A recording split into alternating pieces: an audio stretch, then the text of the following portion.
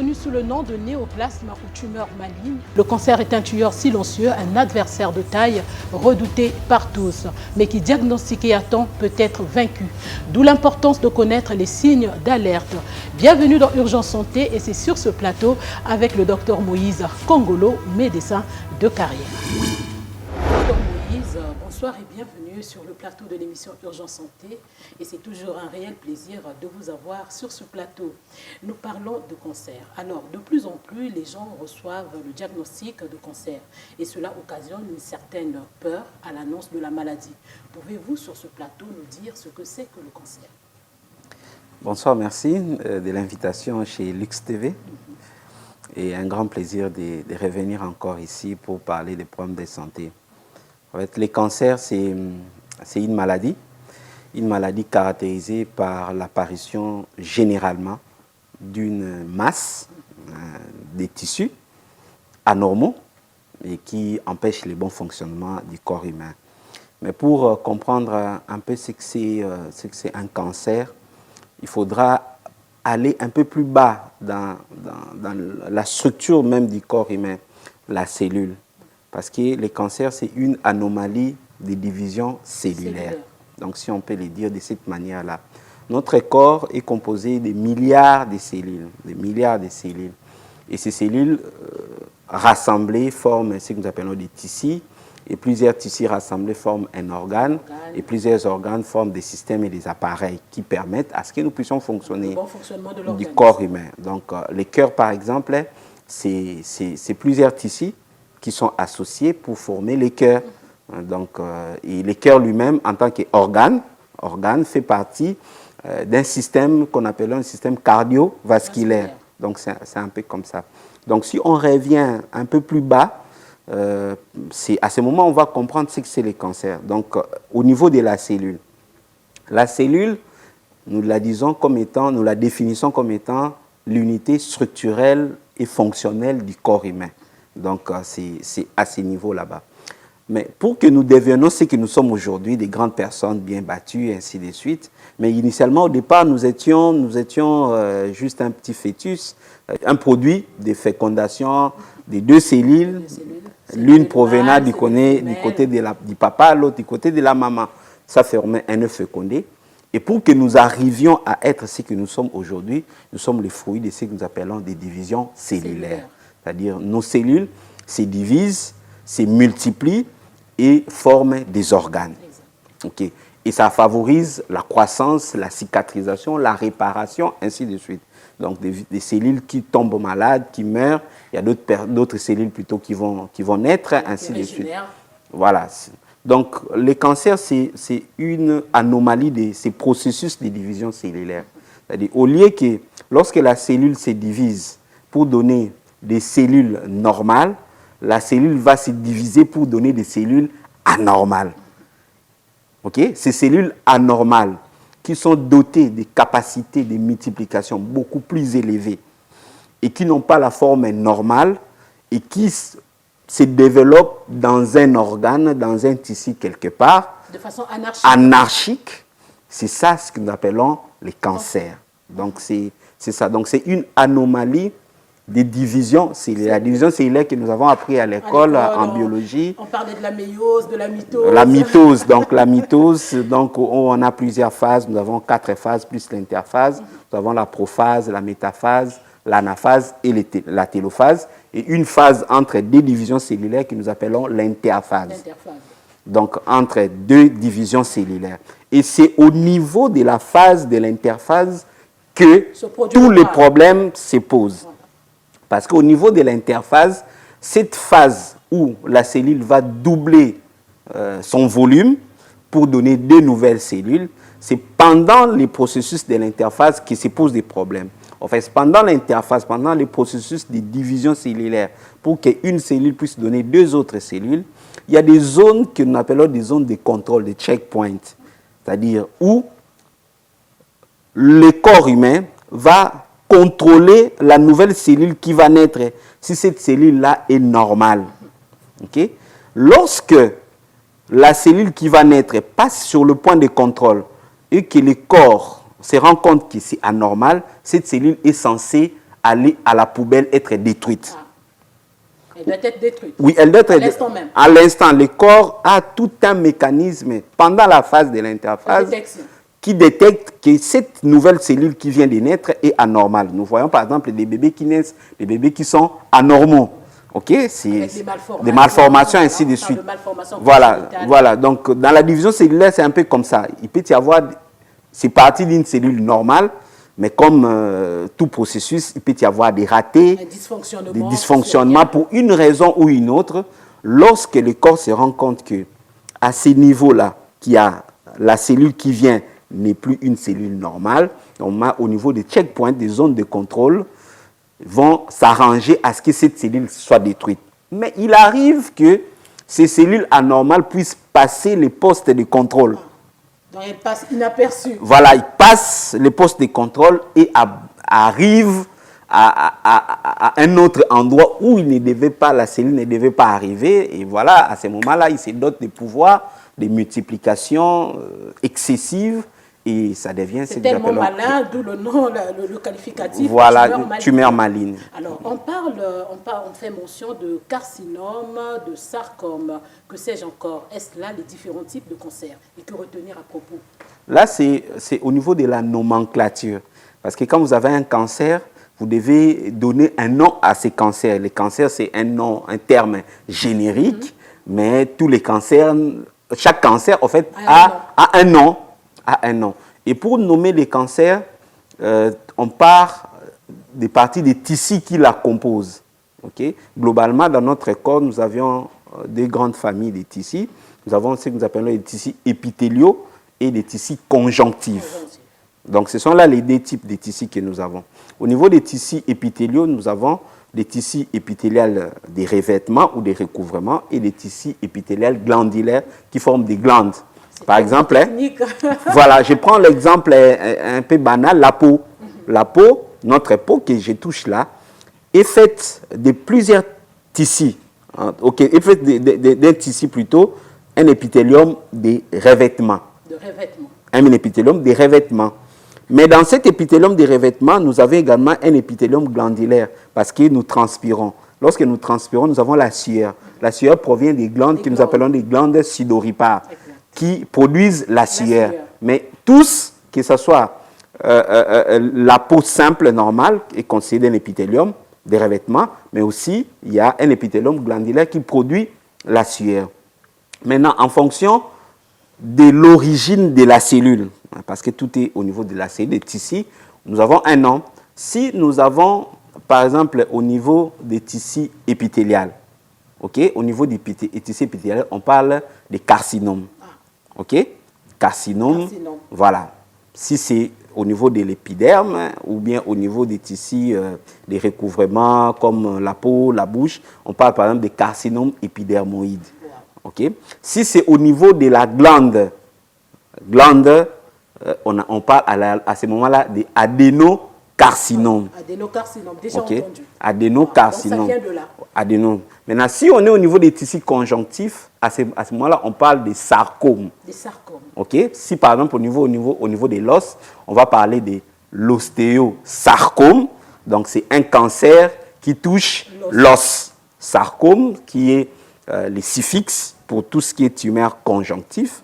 Mais comme ça touche un tissu conjonctif qu'on appelle l'os, on parle des ostéo. Ostéo qui signifie os, donc ostéosarcome. C'est comme ça qu'on donne les appellations des différents types de cancers en fonction de l'organe, en fonction des lieux, en fonction, voilà un peu la nomination des cancers. Alors, le but de notre émission, c'est de mettre à la disposition de la population des informations, des bonnes informations pour faire face au cancer. Peut-on parler des facteurs de risque?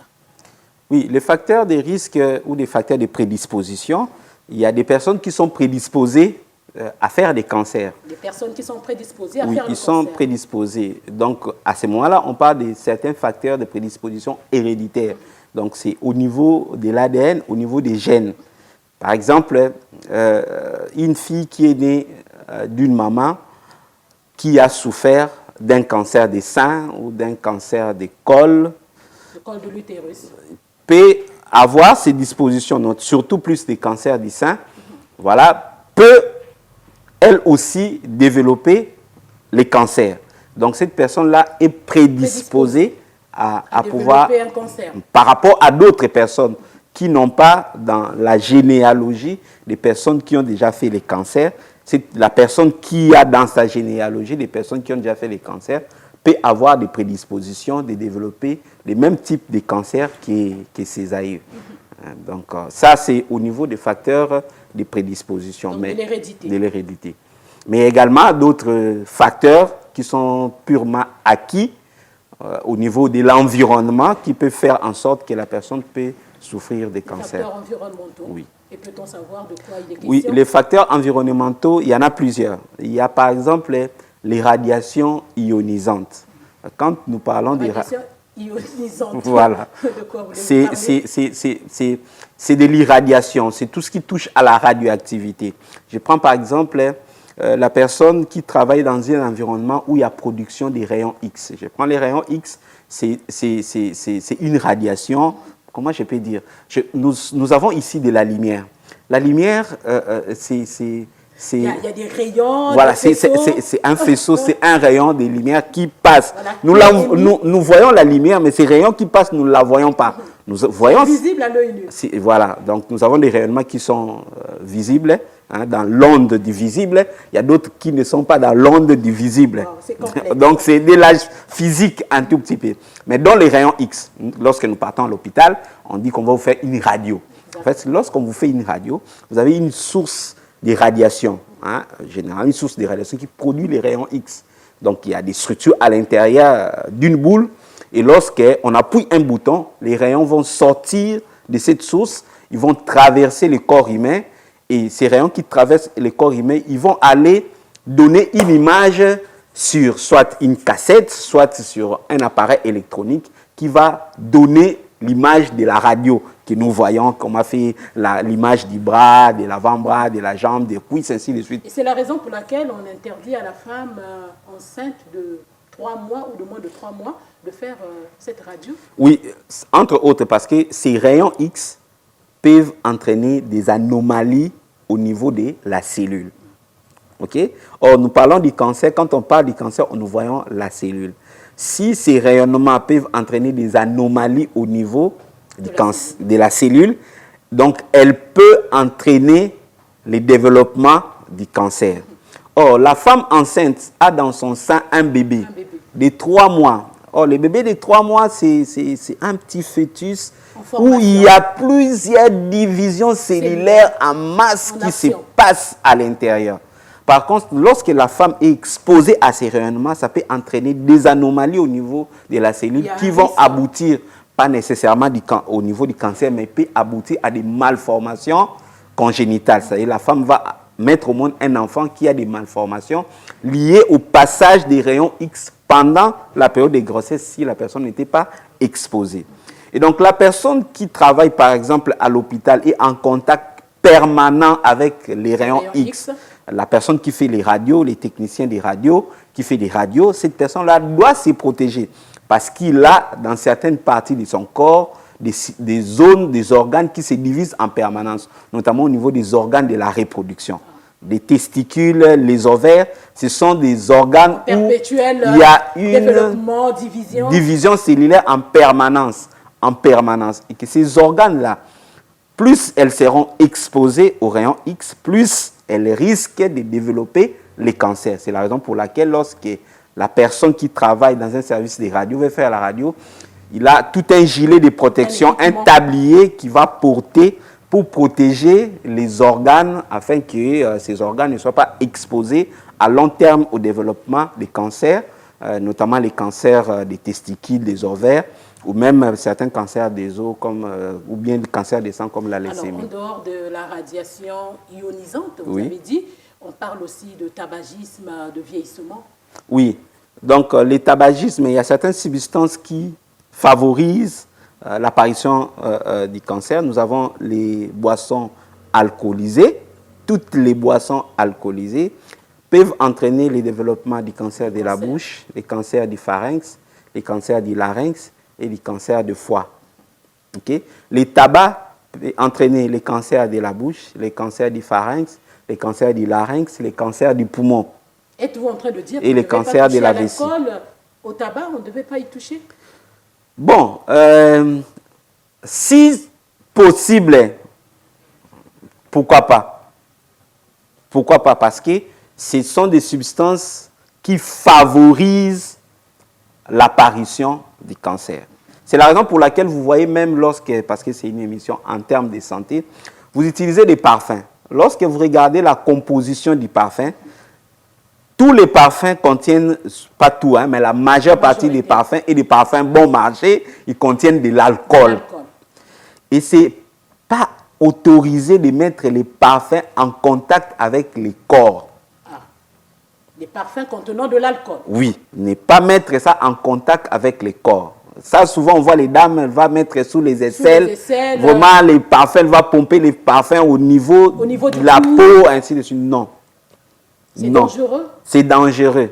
Parce que les parfums contiennent de l'alcool et à force de mettre ces parfums en contact avec votre corps pendant X années, pendant 5 ans, 10 ans, 15 ans, vous risquez de développer les cancers. Et très rapidement, qu'est-ce qu'il serait mieux de faire?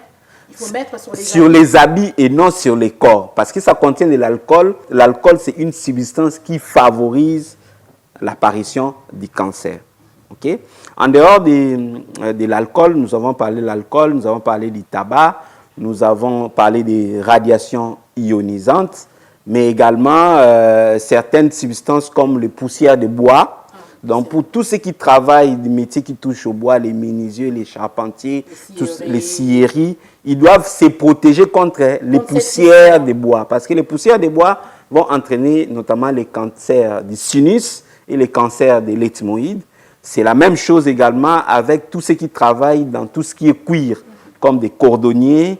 Ils touchent au cuir et les poussières du cuir peuvent entraîner également le développement du cancer du sinus, des cancers également de l'ethmoïde.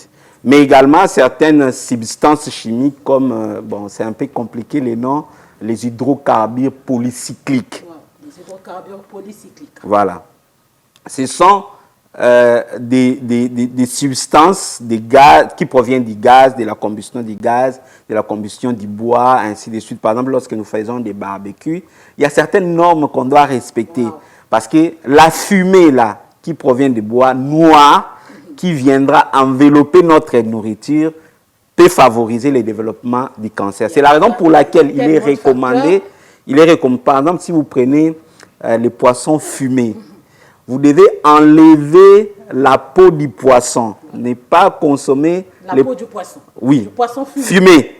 Parce que cette peau qui est devenue noire contient des substances que nous appelons les hydrocarbures polycycliques. Vous voyez?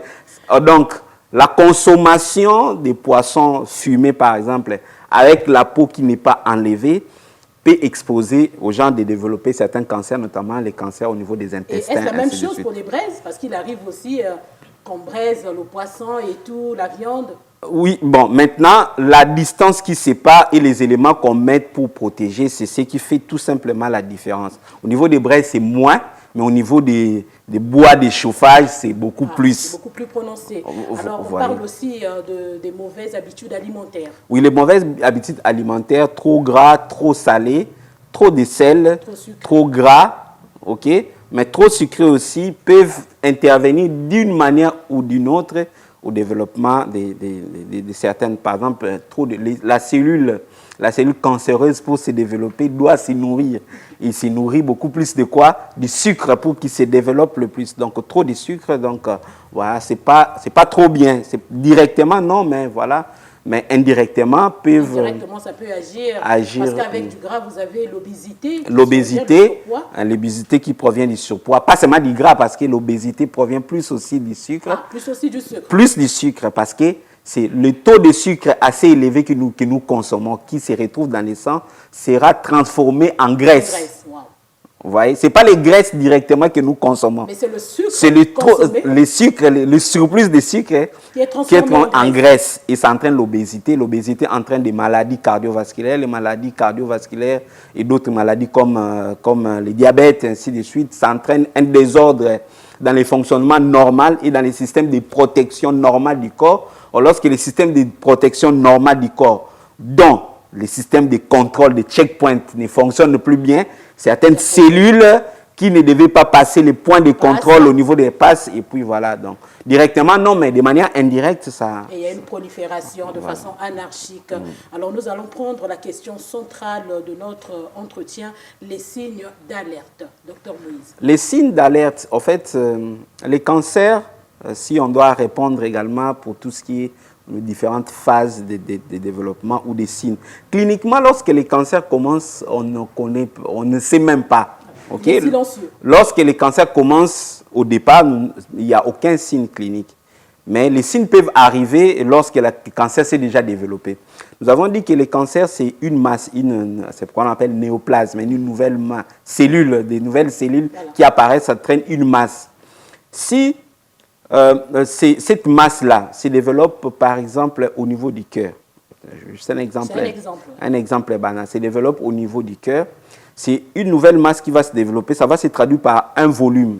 Donc, une masse et donc un volume. Il va occuper une zone qui ne lui était pas censée occuper au départ.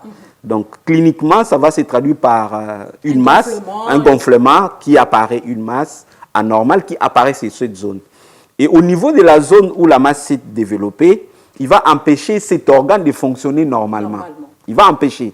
Donc, ça va entraîner des signes de dysfonctionnement fonctionnel. Donc, l'organe ne va plus bien fonctionner. Si c'est un cœur, il ne va plus battre correctement parce que la masse va empêcher les battements normaux. Si c'est au niveau du poumon, la personne va avoir des difficultés pour respirer parce que vous avez eu des cellules anormales qui ont envahi les poumons. Or, la fonction primaire du poumon, c'est la respiration. Et du coup, la personne va avoir comme premier signe de difficulté respiratoire. Ainsi, si c'est au niveau du larynx, le larynx joue un rôle dans l'élocution.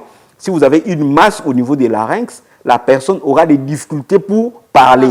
Donc, sa voix, voilà. Si c'est au niveau de l'œsophage, c'est plus au niveau de l'œsophage que la personne va avoir des difficultés pour avaler. Si c'est au l'œsophage, au niveau du pharynx, la personne va éprouver des difficultés de ce genre. Donc, la masse qui se développe au niveau de cette zone empêche le fonctionnement normal du corps humain. Donc, vous avez une boule qui apparaît et l'organe ne fonctionne plus bien. D'autres signes, pour que cette masse se développe, il doit se nourrir, comme on disait. Pour se nourrir, il a besoin de vaisseaux sanguins. Parce que la nutrition passe par les vaisseaux sanguins, passe par les sangs. Et donc, cette zone où il y a une masse qui se développe, il va y avoir aussi prolifération des vaisseaux sanguins. Ce que nous appelons angiogénèse en termes médicaux. Angiogénèse. Angio signifie vaisseau, genèse, ça signifie la naissance, quoi. Voilà. Donc, voilà, la naissance. Donc, il va y avoir angiogénèse. Donc, une prolifération des vaisseaux, c'est cette zone-là. Et ça va entraîner comme signe les saignements. OK? Parce qu'il y a beaucoup de vaisseaux qui vont arriver à cette zone-là. Le sang va fluer en masse sur ces zones-là. Et comme signe que ça va traduire, ça va avoir des saignements. C'est pourquoi vous avez dans des tumeurs comme les cancers du col, la femme va commencer à saigner en dehors des saignements normaux des règles. Donc la femme va commencer à avoir des saignements. Pourquoi il y a saignements? C'est parce que dans cette zone où les cancers se développent, il y a une prolifération des vaisseaux sanguins qui apportent beaucoup de sang. Et les surplus de sang va entraîner des saignements au moindre contact, au moindre toucher. C'est ces zones-là, ça va entraîner des saignements. Donc, ça fait partie des signes d'alerte qu'il y a un cancer qui se développe. Vous avez, comme il y a une masse qui se développe, ça va coincer l'organe, ça va coincer les nerfs, ainsi de suite. Il y a la douleur qui va être là. Il y a l'organe qui ne va plus bien fonctionner. Il y a les saignements qui vont apparaître. Et si on touche la zone, si c'est facile à toucher la zone, on va sentir que cet organe-là n'a plus la consistance normale. Parce que si c'est au niveau de la peau, on va sentir que la consistance n'est plus normale. Il y a un signe que nous appelons le signe d'induration. Donc, on va sentir que c'est devenu comme un peu dur, c'est pas normal. Et si c'est visible à l'extérieur, au niveau de la peau, nous allons voir que l'architecture de la peau à cette zone-là ne sera plus normale. on peut avoir la coloration qui a changé, la peau est devenue comme une peau d'orange, ainsi de suite. Ce sont voilà, autant de signes qui varient d'un organe à un autre, mais d'une manière générique. Ce sont là des signes voilà, d'alerte qu'on peut suspecter qu'il y a... l'apparition des grains de beauté qui apparaissent subitement comme ça. Bon, les grains de beauté font partie des tumeurs, mais qui sont bénignes. Des tumeurs bénignes qui n'ont aucune malignité. Hein. Ce n'est pas des cancers, mais c'est des tumeurs bénignes, mais ça n'a pas à voir avec les cancers directement. À quel moment, si vous voulez, à quel stade du cancer que les signes d'alerte commencent à apparaître? Donc, c'est à la phase clinique. Donc, à la toute première phase. Non, la phase clinique n'est pas la première phase, c'est la troisième phase. La phase clinique, c'est la troisième phase. Oui, où on a les signes des cancers. Donc, les cancers évoluent en 4 phases. Nous avons la phase préclinique, la phase infraclinique, la phase clinique et la phase terminale. Et donc, on va prendre la troisième phase et la dernière phase parce que le temps ferait défaut. Voilà. La troisième phase, c'est ce que je viens de décrire. La phase clinique, voilà. La phase clinique, où on a des manifestations cliniques. Vous avez une masse qui apparaît, vous avez des douleurs, vous avez un saignement, vous avez un changement de couleur, ainsi de suite. Ce sont là les signes cliniques du cancer. Maintenant, la phase... une autre phase, vous avez dit qu'est-ce qui est à part la phase terminale, la phase la plus grave. Oui, la phase terminale, c'est une phase où on a perdu tout contrôle sur la maladie. C'est-à-dire la maladie s'est disséminée. C'est-à-dire... Elle s'est installée. Non, la maladie s'installe déjà à la phase clinique. La maladie est là, mais elle est localisée dans un organe précis. La phase terminale, c'est lorsqu'il y a métastase. C'est-à-dire des cellules cancéreuses malades quittent là où elles se trouvent pour aller se développer dans un autre organe. Donc, le cancer se généralise en un mot. Oui, se généralise pour aller vers d'autres organes. Par exemple, vous avez les cancers au niveau de la bouche. Vous avez un cancer localisé au niveau de la bouche. Mais ces cancers-là, les cellules cancéreuses peuvent quitter la bouche, aller vers les poumons et développer un deuxième site de cancer au niveau du poumon. Elle peut quitter les poumons, aller au niveau du cerveau, ça peut aller au niveau du foie, ça peut aller au niveau des intestins, ainsi de suite. Là, à ce moment-là, les cancers se généralisent pour aller vers d'autres organes. Et ça, c'est ce qu'on appellera la phase terminale. Parce qu'à ce moment-là, nous n'avons plus la capacité de pouvoir maîtriser ces maladies parce que nous avons perdu tout contrôle. Malgré les différents traitements. C'est plus possible. À la phase terminale, c'est plus possible de soigner. Donc, on accompagne juste la personne jusqu'à sa mort. Alors, qu'est-ce qui serait mieux de faire pour la population qui nous suit? Quel comportement adopter face à un tel adversaire? Donc, face à un tel adversaire, il faut la première des choses, le meilleur traitement de la maladie, c'est la prévention. La prévention. La prévention. Nous avions plusieurs types de prévention. Prévention primaire, secondaire et tertiaire. La prévention primaire consiste à éliminer toutes les causes du cancer. C'est pourquoi on a parlé tout à l'heure des facteurs favorisant des risques, ainsi de suite. Donc, si vous ne voulez pas souffrir un jour du cancer, vous devez éliminer tout ça. Si c'est les boissons alcoolisées, les tabacs, tout ce qu'on a cité, okay, il faudra mauvaises habitudes alimentaires, ainsi de suite. De côté. La propriété, par exemple, je prends par exemple les cancers du col chez la femme, parce que ces cancers-là est causé par un virus. Oui, le papilloma. Oui, le human papilloma virus. Mais ce virus, les gens se font contaminer, entre autres, parce que le niveau d'hygiène est trop bas. Ce n'est pas par les relations sexuelles? Les relations sexuelles, oui. Mais lorsque le niveau, là où vous allez vous laver, par exemple, n'est pas propre, qu'il y a de la saleté, il y a des microbes, il y a des virus, vous pouvez vous faire contaminer. Parce que toutes les femmes qui se font contaminer, qui ont des infections, ne les contractent pas tout simplement parce qu'elles ont des partenaires. Avec des partenaires. Non, pas du tout. Il y a un problème d'hygiène qui se pose. Il y a un problème d'hygiène qui se pose. Okay? Il y a également les problèmes de multiplicité des partenaires. Il y a les problèmes liés à tout ce qui est lié à la sexualité précoce, ainsi de suite. Mais la cause, c'est un virus. Et que si on modifie la qualité d'hygiène, ainsi de suite, là où vous habitez, là où vous lavez les toilettes, ainsi de suite, vous prévenez, ok?